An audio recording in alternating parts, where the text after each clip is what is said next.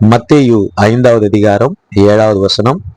இரக்கம் உள்ளவர்கள் பாக்கியவான்கள், அவர்கள் இரக்கம் பெறுவார்கள்.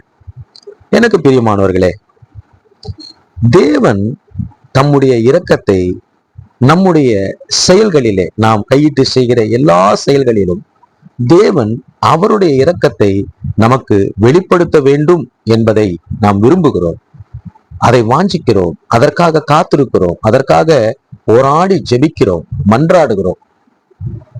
ஆனால் இங்கே ஆண்டவர் சொல்லுகிறார், இரக்கம் உள்ளவர்கள் பாக்கியவான்கள், அவர்கள் இரக்கம் பெறுவார்கள் என்று அவர் சொல்லுகிறார். பாக்கியவான்கள் என்று சொன்னால் ஆசீர்வதிக்கப்பட்டவர்கள்.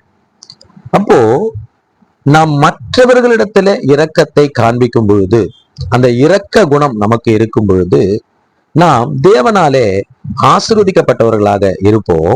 அது மட்டுமல்ல, தேவனிடத்திலிருந்து இரக்கத்தையும் பெற்றுக்கொள்வோம்.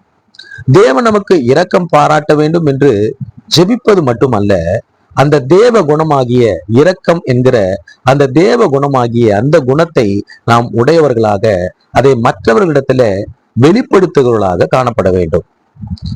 நாம் அப்படி மற்றவர்களுக்கு இரக்கத்தை காண்பிக்கும் பொழுது தேவன் நமக்கு இரக்கத்தை காண்பிப்பார்.